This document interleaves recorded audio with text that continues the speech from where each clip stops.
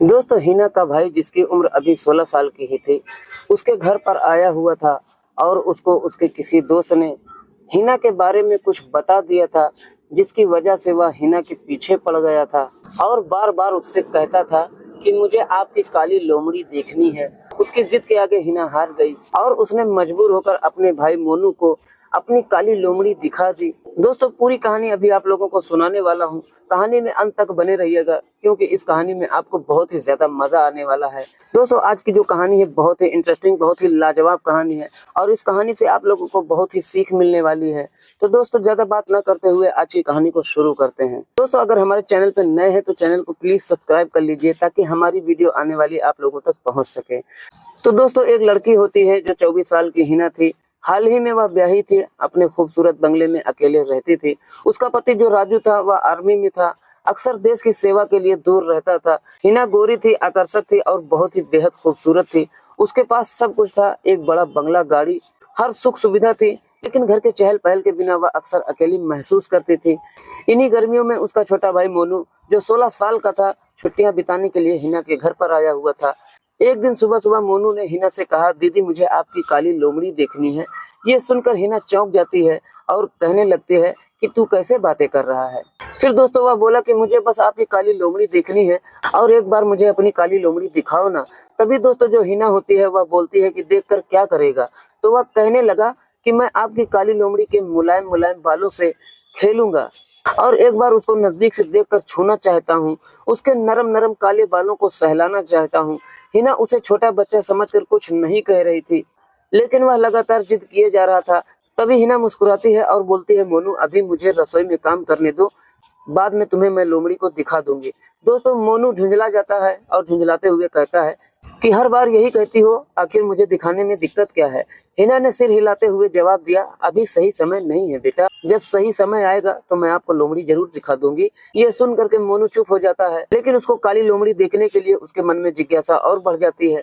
वह मन ही मन में सोचने लगा कि आखिर दीदी काली लोमड़ी कैसी होगी। दोपहर में दोस्तों मोनू फिर अपनी दीदी के पास पहुंचता है और अपनी दीदी से कहता है कि दीदी अगर फ्री हो तो अब दिखा दो अपनी काली लोमड़ी। दोस्तों जो उसकी दीदी होती है, जो हिना होती है, वह बहाना बनाते हुए कहती है कि मोनू अभी मेरे सिर में दर्द है, मैं आराम करना चाहती हूँ। मोनू ने फिर से झुंझला कर कहा, आप हर बार कोई ना कोई बहाना बना देती हो, बताओ ना आखिर कब दिखाओगी काली लोमड़ी। दोस्तों जो हिना होती है वह गंभीर होकर मोनू से कहती है कि तुम बेवजह परेशान हो रहे हो, सही वक्त आने पर सब पता चल जाएगा। दोस्तों मोनू नाराज होकर बोला, मैं मानूंगा नहीं, मुझे अभी ही देखना है। दोस्तों जो हिना होती है उसे इग्नोर किया और कमरे में चली गई, लेकिन मोनू की बेचैनी बढ़ती ही जा रही थी। शाम को मोनू ने फिर से कोशिश की। उसने हिना से कहा, दीदी क्या आपकी काली लोमड़ी सच में बहुत सुंदर है? आप तो उसे रोज देखती होंगी और उसके काले घने बालों को सहलाती होंगी। दोस्तों जो हिना होती है वह मुस्कुराकर कहती है, बहुत ज्यादा, लेकिन मैं इसे तुम्हें अभी नहीं दिखा सकती। मोनू चिढ़कर बोलता है, तो आप इसे लेकर इतना सीक्रेट क्यों रखती हो?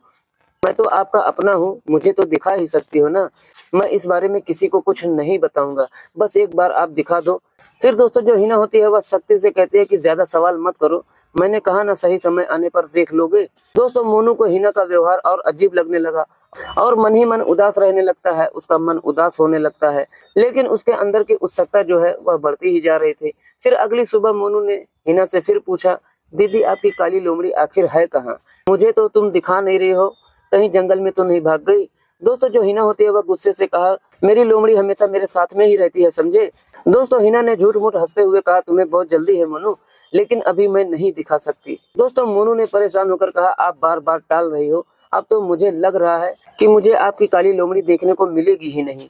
दोस्तों हिना ने गंभीर होकर कहा, तुम इतना परेशान क्यों हो रहे हो, बस थोड़ा सा इंतजार करो। दोस्तों फिर से बहाना सुनकर मोनू गुस्से से बाहर गार्डन में चला गया। अब मोनू जो है वह हिना से बात नहीं कर रहा था और गुस्सा होकर अलग कमरे में बैठा हुआ था। शाम को हिना ने अपने भाई मोनू को बुलाया और बोली, मोनू अब समय आ गया है, मैं तुम्हें अपनी काली लोमड़ी दिखाने जा रही हूँ। मोनू जो है वह खुश होकर बोला, सच में दीदी, मैं तो बहुत दिनों से इंतजार कर रहा था। कहता है जल्दी दिखाओ। तभी जो हिना होती है वह बोलती है, अंदर कमरे में चलो, उसको मैं आराम से दिखाऊंगी। ये सुनकर के मोनू बोला, ठीक है। तभी जो हिना होती है वह कहती है कि अभी पहले मैं कमरे में जाऊंगी और जब मैं तुम्हें आवाज दूं तब तुम अंदर आ जाना और सिर्फ एक ही बार मैं तुम्हें अपनी काली लोमड़ी दिखाऊंगी और देखने के बाद वहां से तुम चुपचाप चले आना।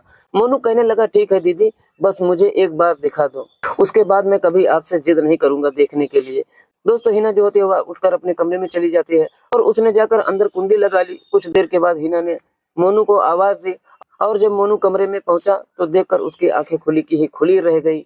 अभी तक उसके दिल में जो हसरत थी अब वह पूरी होने जा रही थी। मोनू हिना की काली लोमड़ी को घूर घूर के देखने लगा और उसके नजदीक आकर उसके बालों को सहलाने लगा। हिना कहने लगी बस करो नहीं तो यह डर जाएगी। फिर उसने दरवाजा खोला और अंदर एक बड़े पिंजरे में एक काली घुंघराले बालों वाली लोमड़ी को बंद कर दिया। उसकी आंखें चमक रही थी और वह बेहद सुंदर थी। मोनू ने हैरानी से कहा यह सच में एक लोमड़ी है दीदी, आपने इसे कहाँ से पाया? मैंने कहा जंगल में ये घायल थी तो मैं इसे घर ले आई, इसे ठीक किया और अब यह मेरी सबसे खास चीज है। मोनू ने लोमड़ी को प्यार से सहलाया और बोला ये तो बहुत प्यारी है दीदी, मैं इसके साथ खेल सकता हूँ। हिना ने हंसते हुए कहा हाँ लेकिन इसे परेशान मत करना। अब जाकर मोनू को अपनी दीदी हिना के घर पर पल रही काली लोमड़ी को देखने का मौका मिला और फिर उसकी उससे दोस्ती हो गई। मोनू पूरे दिन लोमड़ी के साथ ही रहता है और खाने पीने की चीजों को ध्यान रखता है। वह लोमड़ी भी मोनू को बहुत ही ज्यादा प्यार करने लगी थी। इंसान से ज्यादा जानवर को लगाव हो जाता है। इसी प्रकार मोनू और वह लोमड़ी एक अच्छे दोस्त बन गए। ये दोस्तों ये कहानी यहीं पर समाप्त होती है। अगर आप लोगों को जरा सा भी अच्छी लगी है तो प्लीज वीडियो को लाइक करें और चैनल को सब्सक्राइब कर बेल आइकन को जरूर प्रेस करें। मिलते हैं किसी और वीडियो में किसी नई कहानी के साथ। जब तक के लिए आप अपने और अपने परिवार का ख्याल रखें। जय हिंद, जय भारत।